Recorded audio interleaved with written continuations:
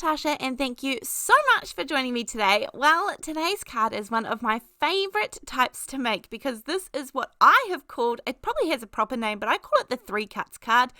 Mainly because the actual card only takes 2 cuts and then I figure another one for the sentiment maybe. I've always called this the 3 cuts card.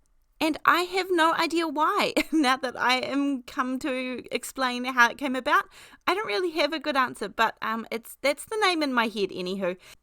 The best part is that this card is an absolute ripper. This is fantastic and it's so easy. It's one of those easy go-tos and it looks fabulous. Now, this paper pack here is the Navy Mustard. It was super cheap. It was about, I think, $3.50 is full price US dollars over at scrapbook.com.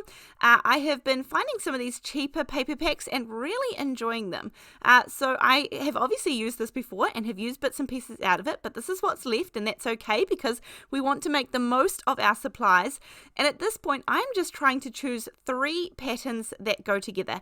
And ideally, I want to be able to get a full card front out of each one of those. So a couple of those are probably out due to, some of the circles and things that I've obviously cut out of this beforehand, and so I want to be able to make 3 panels. Now that might be not quite full size, would be fine, 3.5 by 5, that would probably work too, or 4.25 by 5.5, something like that. See if you can make a panel out of it. Anyway, I did choose 3 full size pieces here, so I'm going to cut these down.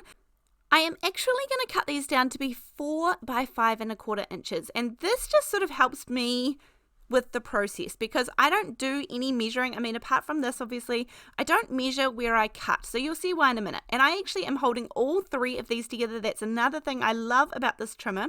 So I have all 3 sheets and I hold them together, but you may need, you could use some low-tack tape if need be. And then we're going to put 2 cuts in these and then just pull the whole lot aside, turn it on the other angle and put a cut the other way. Now, as I said, I don't measure. I'm sure there's measurements out there for these types of cards, but honestly, this works out fine for me. So I put them to the side in the order that they are cut in so that, I don't get confused because that could happen easily. And then I find the easiest way to do this is a piece of copy paper, really, really thin paper. And I just, make a few squares or rectangles and put these to the side. And this is just something for me to adhere them to. So it's a really, really thin layer. No one's going to see it. You don't want them to know it's there. It's all good. So I actually made a whole lot of these cards at once, hence why I cut so many of the white little rectangles. But just for this purpose of this video, I'm going to show you 3 at a time, so it's just nice and easy. Then you just lay out the first 3 pieces across, then the next 3 pieces across, and the bottom 3. And there we have 3 cards easily, beautifully put together.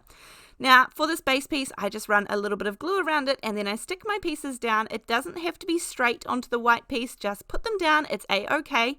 And even if you get the sides wonky, even if things don't line up at this point, that's okay because we can cut these down further. There are no rules, even though we have already cut these once. That doesn't mean that we can't do it again.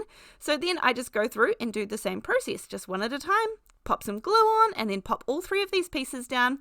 And I do find that I choose some sort of bold patterns, some a little bit quieter, but if, as I said before in previous videos, if you take them from the same paper pack, then you're pretty much guaranteed to have everything matching and coordinating. And you're going to see how I finish off these cards. Honestly, this whole set of cards took me probably no more than 15 minutes, and that was with me taking, nearly 5 minutes to decide which colors I wanted to use. So super, super easy. Now, this is the Master Layouts 2. I am actually going to take this one purely because it has the stitching on it. You can see at the moment, it would leave a tiny white border around the edge, and I just want a bigger border. And I like the stitching detail, given that these cards are so, so simple. So I'm going to take a little bit of mint tape, that's the low-tack tape there, and I am going to cut this out. Again, it doesn't really matter which angle it's on. It doesn't matter if it's straight. This is the point where you can kind of straighten things up if anything went a bit wonky during gluing or cutting or anything like that. And then I'm going to do exactly the same thing to all 3 of these cards just to keep this really, really easy. Now, you can absolutely skip this step. By just all means, you can absolutely even just trim it down with the trimmer or just leave it as is. You can skip this step for sure. Even though these are beautiful, simple cards, we want to do a couple of extra things just to give them that extra little bit. Now, one of those things for me is to give this a little bit of dimension. So I'm going to flip all of these over and I'm going to use my big foam roll and put some foam tape, a good amount of foam tape on the back so that I know it's going to be nice and stable, even if these end up going through the mail. And again, if you want to keep this super flat, then by all means, skip this step and that's going to make it even faster. But I just like to add a little bit of dimension, but you could always do that with the sentiment as well, depending on what your plan is there. But I'm going to show you a really simple yet gorgeous way to finish off these 3 cards. Now, my card bases are plain white cardstock. This is the Frenchville brand from Spotlight here in New Zealand, and you can also get this brand in Australia, I know that for sure. And this is the 110 pound, just over 300 GSM for this one, so it is a good card base weight, and these are 4 1/4 by 5.5 inches. I am putting down all of my 3 panels. It really doesn't matter which way up they go at this point. There is no upside or downside, or they can't be back to front, so I really can't muck this part up. And then when it comes to a sentiment, I'm actually going to use my free printable sentiment sheets. These are free and available for you to download and then print out on my website, natashafootecreative.com. You can go under the free resources there. And then the banners, the squares, and the rectangles up the top, you cut all those with a trimmer, and then you can, cut the sides with your fussy cutting scissors. And then all the circles were designed so that they will fit nicely with circle dies and maybe even punches if you have them big enough, but definitely circle dies.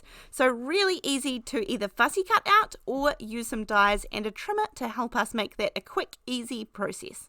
So I'm going to use 3 from here, and I'm going to use all circles today. I also have some pretty thin burlap ribbon, and this is just going to add a little extra element and extra texture without introducing necessarily another bright color. It's a very neutral, easy color. And then I'm going to do this little swirly twirly on the back here. I'll turn this over so that you can see what it looks like on the back. I have added some double-sided tape so that the burlap ribbon grabs to where I want it to go, but super easy. Then I cut the excess off on an angle just so it looks nice and neat. But when I turn this over, you can see it's literally just, like a big S or something on the back there, a big wide S. Then I add some foam tape over top to secure this and give it some dimension. And then I'm going to pop that in the middle of my card. Super, super easy. As I said, this whole batch of cards took me a really short amount of time, and then I just carried on and I went through several of my paper packs. I just really enjoyed this easy process where I didn't have to think much at all, and I came out with these beautiful cards. So I spent some lovely time in my little craft space, and I was really happy with the outcome of these ones. If you were inspired by this video, then I would love to see your makes or your creations, and you can do that over on my Facebook page, Come Crafting with Natasha. We have an amazing community there. I am so lucky that we have such a great, supportive, encouraging group of like-minded people there. So come on over and join us. We will see you there. And that way you can talk to me and tag me so I can, see your projects. That would be lovely. Otherwise, I do have my snail mail address down below if you would like to send me a card, and it can also feature in a mail haul on here. But other than that, thank you so much for joining me. I'll see you on the next video. Thanks. Bye.